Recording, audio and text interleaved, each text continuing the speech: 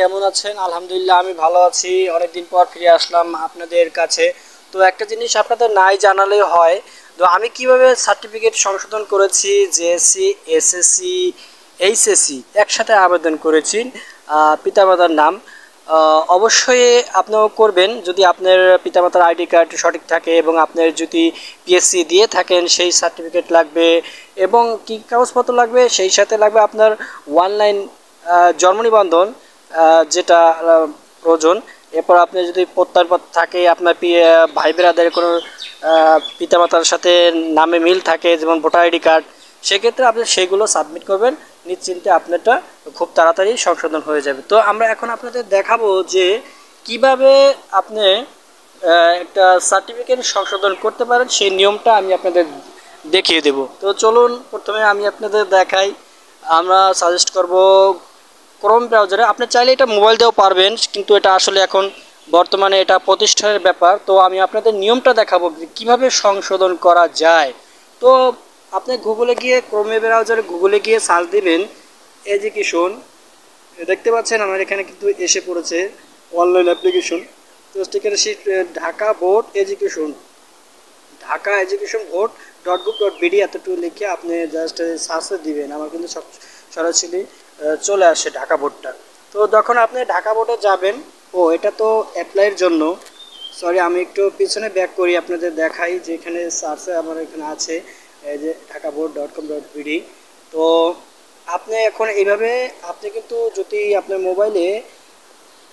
Mobile version করা থাকে, অবশ্যই আপনি এখানে ডেস্কটপ ভার্সন করে নেবেন, তাহলে আপনার কম্পিউটারের মতো সব কিছু শো করবে। তো আমি এখন আপনাদের দেখাবো। তো দেখতে পাচ্ছেন আমরা সরাসরি ঢাকা বোর্ডে চলে আসছি। যদি ঢাকা বোর্ডের মিটিং হয়, এখানে দেখা যায় আপনার নামে আসছে কিনা। আপনি মেসেজ লিখে একটু দেখবেন যে আপনার মিটিংয়ে আপনার নাম আছে কিনা। তো আমরা এখন অনলাইনে এখানে যাব, দেখতে পাচ্ছেন অনলাইন অ্যাপ্লিকেশন। এখানে আপনি সংশোধনের মতো যেতে পারবেন।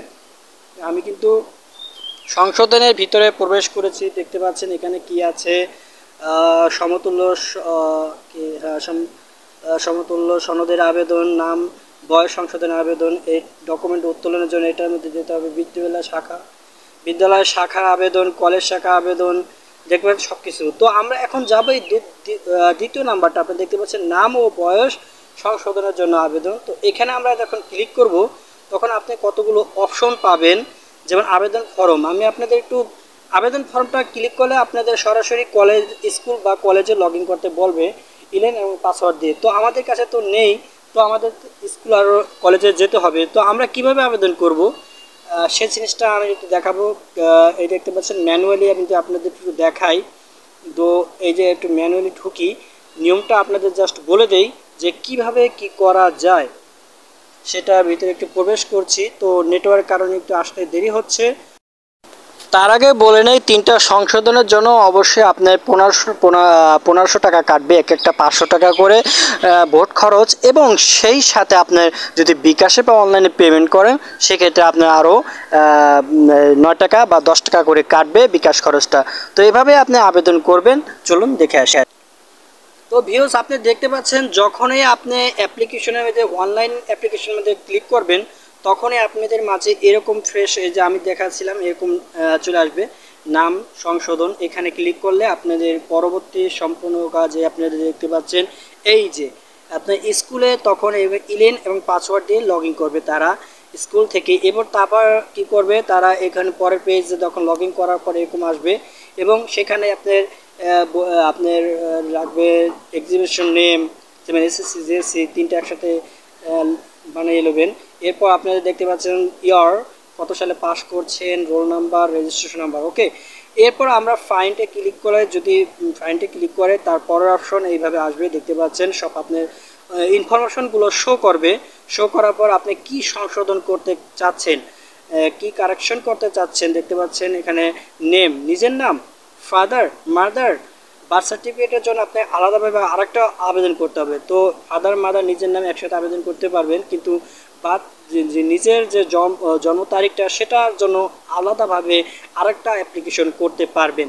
তো আপনার সম্পূর্ণ আবেদনটি চেক করে নেবেন খবরদার কোনো ভুল করা যাবে না। দেখতে পাচ্ছেন এই যে এখানে ক্লিক করবেন, ক্লিক করার পর যে অপশনটা ক্লিক করবেন সেই অপশনটা এগুলো খুলে যাবে। এরপর আপনি এখানে লিখবেন জিএসসি, সব কিছু রোল ইয়ার সব কিছু বসাবেন, এসএসসি কত সালে পাস সব কিছু বসায় এসএসসি বসাবেন। এরপর আপনাদের আবেদনের একটা ছবি লাগবে, মোবাইলের আবেদনকারীর একটা মোবাইল নাম্বার লাগবে, যে সকল তথ্য আপনি আবেদনকারী এই মোবাইল নাম্বারটা পেয়ে যাবেন। তো দেখতে পাচ্ছেন ছবিটা এখানে যখন বসাবেন, তারপরে এখানে কারেকশন কারণটি একটু বলবেন, এখানে সিলেক্ট করলে এখানে আসবে কি, যদি নাম সংযোজন বিয়োজন হয় এখানে সিলেক্ট করে দেবেন। এরপর কি কি ডকুমেন্ট লাগবে সেই অপশনটা আপনাদের এই পাশে দেখাবে। তো দেখতে পাচ্ছেন এখানে যদি আপনি পিতামাতার নাম সংশোধন করেন সেক্ষেত্রে আপনার পিতার আইডি কার্ড, মাতার আইডি কার্ড, নিজের জন্ম নিবন্ধন, এরপর যে আমি যা বলেছিলাম সেগুলো আপডেট করতে হবে আপনাকে। তো ভিউয়ার্স সেগুলো আপনি সম্পূর্ণভাবে ডকুমেন্টসগুলো আপডেট করবেন এবং এখানে ক্লিক করে ভালোভাবে চেক দিয়ে নেবেন কোনোখানে ভুল আছে কিনা, সব তথ্য সঠিক আছে কিনা। এরপর সাবমিট দিবেন। সাবমিট দেওয়ার পর আপনাদের মাঝে এরকম একটা অপশন আসবে, এখানে লেখা আছে কলেজ কপিটা প্রিন্ট করবেন এবং এখানে ধন্যবাদ লেখা আসবে, লাস্ট আপডেট থাকবে এবং পে স্লিপের ভিতরে ক্লিক করে আপনি কি করবেন, আপনি অনলাইনের মাধ্যমে, বিকাশের মাধ্যমে, নগদের মাধ্যমে, রকেটের মাধ্যমে পেমেন্টটা করে দিবেন। তো সর্বশেষ এটাই প্রসেস। তো আবেদন করার পর আপনাদের অপেক্ষায় থাকতে হবে, এই যে আপনি যা যা আবেদন করবেন সব এখানে শো করবে, সব কিছু আপনাদের দেখাবে। এভাবে আপনারা দেখতে পাচ্ছেন এই যে ভুল কোন নাম, সঠিক কোন নাম, এগুলো আপনাদের মাঝে শো করবে। এরপর আপনি এই যদি আপনি পেমেন্ট করেন তাহলে এখানে পেইড লেখা থাকবে, আর পেমেন্ট যদি ব্যাংকে করেন তো একদিন দুই দিন পর এখানে পেইড লেখা থাকবে।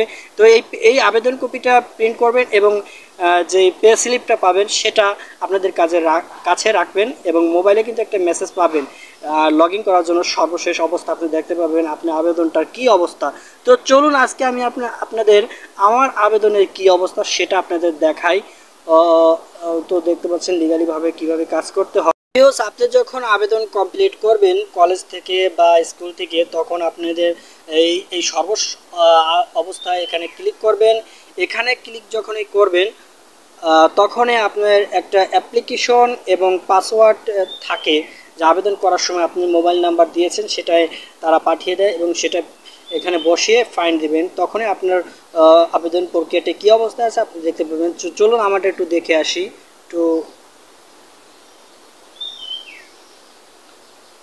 তো ভিউয়ার্স আপনি দেখতে পাচ্ছেন যখনই আপনি আবেদন করবেন তখন আপনাদের মাঝে এরকম একটা ফর্ম আসবে এবং একে লাস্টে লেখা থাকবে, দেখতে পাচ্ছেন প্রক্রিয়াধীন, এবং থাকবে যত সম্ভবত আপনার লিগাল কাগজপত্র থাকে তখন আপনি নর্মালি 1 থেকে 1.5 মাসের মধ্যে হয়ে যায়, বা আপনাকে মিটিংয়ে ডাকবে বেশি বেশি হলে, মানে আবেদন ডকুমেন্টের প্রয়োজন হলে। তো দেখতে পাচ্ছেন এভাবে আপনার সব কিছু শো করবে অ্যাপ্লিকেশন নাম্বার। তো আমি প্রয়োজনের ক্ষেত্রে এগুলো হাইড করে রাখবো যাতে করে আমার ক্ষতি না হয়, আমার পার্সোনাল ডিটেলসগুলো আমি হাইড করে রাখবো। তো আপনাদের বোঝানোর জন্য আমি এটা করছি, চাইলে এখান থেকে আমি আবেদনটা প্রিন্ট করতে পারি ফর্মটা, কিন্তু আমি প্রিন্ট করে রেখেছি সে সময়। তো পেড করার পর আপনি কিন্তু প্রিন্ট করে রাখবেন এবং আপনার যে অবস্থাটা আছে, মানে পে স্লিপ, ব্যাংক ড্রাফের কাগজটা বা যে বিকাশে দেওয়ার পর যে কাগজটা পান অনলাইন থেকে সেটা ডাউনলোড করে রাখবেন। এই দুটো জিনিস অবশ্যই আপনার প্রয়োজন হবে। এবং আবেদন শেষ হয়ে গেলে আপনাদের এখানে লেখা থাকবে ভোট অর্ডার, আপনি কারণ জানতে পারবেন সব কিছুই।